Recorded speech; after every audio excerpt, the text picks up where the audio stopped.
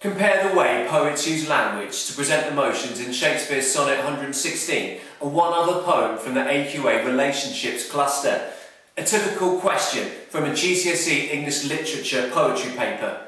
One that may leave some of you groaning in despair, and others leaping, jumping, catapulting themselves into the air perhaps, with sheer delight. Well, help is at hand. This essay will explore the emotions within Shakespeare's Sonnet 116, and not one other, but three other poems. Caroline Duffy's rather saucy Hour, her more bitter poem Quickdraw, and Simon Armitage's Harmonium. So stay tuned, because you're watching Schofield on Shakespeare.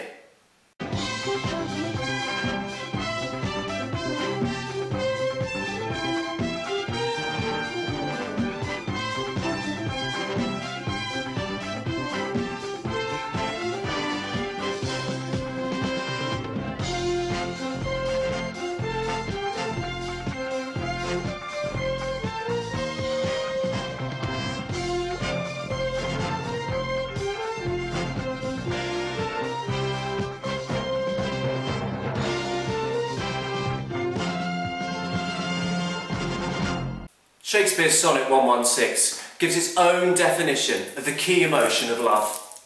It talks of the everlasting strength of love, of how it survives through hard times, how it remains constant. According to the poet, love is an ever-fixed mark that looks on tempest and is never shaken. In his quest to define something as personable and intangible as love, the poet uses a metaphor to state that love can either be the North Star or a lighthouse, an ever-fixed mark, both of which stay still and remain constant to guide battling sailors at night, irrespective of terrible weather, torrential storms or tempests. The poet continues the nautical, seafaring imagery with another metaphor. The emotion of love is the star to every wandering bark. The noun bark does not refer to the dreadful noise emitted by a dog, but rather a ship. Even when you are far away from home and experiencing the almighty ups and downs of buffeting waves, love acts as a shining beacon of light and hope. Love, according to the poet, is something which can be relied upon in times of trouble. Whereas Shakespeare presents love as constant, to be relied upon, ever present in Sonnet 116. Caroline Duffy in Hour describes how life can allow love just short-lived moments of pleasure. She personifies love as time's beggar. This suggests that love relies utterly on time for its existence, in the same way that a beggar will die if not given either money or sustenance from passers-by. Duffy continues by stating that even a single hour bright as a dropped coin makes love rich. The simile, comparing the hour to a dropped coin, continues the rather depressing image of beggars on the streets, who more often than not spend huge amounts of time pleading for money to no avail. When they do receive some money, it is all the more precious to them, temporarily illuminates their existence. And so this simile shows the great joy lovers can experience when finally granted time to spend with each other. And so the setups are clearly very different within Hour and Sonnet 116. The fact time is so limited in Hour seems to point to an illicit, frowned upon by society relationship, whereas the longevity of love in Sonnet 116, and by implication a loving relationship, may suggest the opposite. A relationship which is deemed legitimate. This suggests emotions can be constrained by the expectations of society, forcing those who are going against the norm to relish every second they have together. And so the lovers in Hour kiss for thousands of seconds. Mwah! This unusual measurement artificially stretches out the time the lovers have together. 1,000 seconds seems a reasonably long time due to the 3 zeros contained within the 1,000 measurements, but actually it equates to only around 17 minutes, or even a miserly third of an hour. Even assuming thousands of seconds may mean, let's say 5,000, this is still only an hour and a bit. The poet is thus deliberately abusing the conventions of recording time to show how the pair have tricked themselves into thinking they have more time to be together and so more time to enjoy. Arguably the key emotions in Sonnet 116, An Hour and Love. However, Simon Armitage's atmospheric poem, entitled Harmonium, focuses on sadder, more complex emotions. The poem takes place within a church, which has clearly seen better days. Within the church, the narrator has come to pick up an old harmonium, which sunlight has aged and yellowed the fingernails of its keys. Armitage imagery humanises the harmonium. The keys obviously don't really have fingernails, but the effect is to highlight their decayed yellow colour and to evoke memories of the instrument being played by old men in the past. The final stanza develops the sad atmosphere of death and decay further.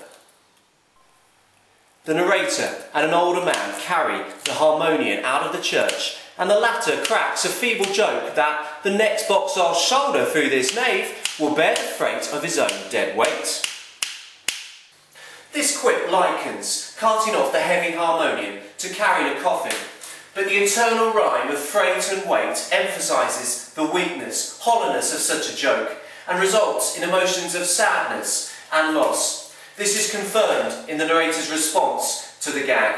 He writes, and I, being me, then mouth in reply some shallow or sorry phrase or word, too starved of breath to make itself heard. The enjambment across two lines reflects the lack of breath, both in death and in hearing about death. It is almost as though the narrator is too depressed to bother with punctuation.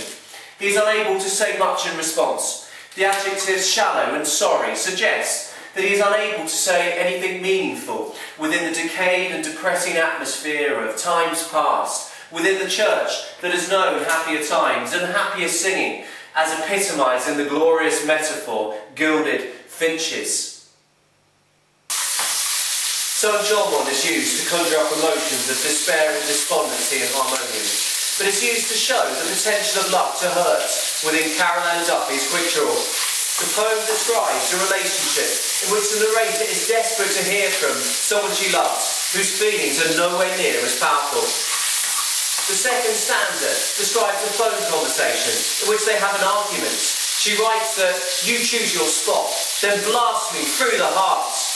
Note the lack of punctuation between stanzas 2 and 3 and the right alignment of through the heart. This creates a huge blank space which accentuates the effect of the verbal blast that clearly devastates the narrator. The enjambment highlights her vulnerability, emphasises her dependency on the person she loves. Further violent imagery is used within Quickdraw to highlight the volatility of the relationship between the narrator and her loved one. The opening lines describe the narrator wearing her two phones, the mobile and the landline phones, like guns. This simile shows the power of communication to harm, injure, and extreme cases, cause death. In the final stanza, the narrator receives a text message and reads, "The silver bullets of your kiss." This phrase is oxymoronic in effect. It contains terms that seem to contradict each other. Silver is a precious, beautiful, valuable metal, used for jewellery and within gifts. Kisses are wonderful, physical signs of love. Yet bullets are manufactured exclusively to kill. The narrator feels terribly mixed emotions on receiving this text message from the person she cares for. It gives her enormous pain, as shown in the metaphorical bullets, yet any communication from her loved one is precious too. To sum up, the four poems explore hugely contrasting emotions. Shakespeare's Sonnet 116 explores the emotions of lifelong love and what it should consist of. Duffy's Hour also delves into love, but a more secret, lustful, illicit love. Armitage Harmonium is far removed from thoughts of kissing and stars, and instead explores emotions of sadness and of times past. Finally, the tone of Quickdraw is a more bitter one, and shows how love can result in extreme emotions. Great joy, but terrible pain too. You've been watching Schofield on Shakespeare. Good afternoon.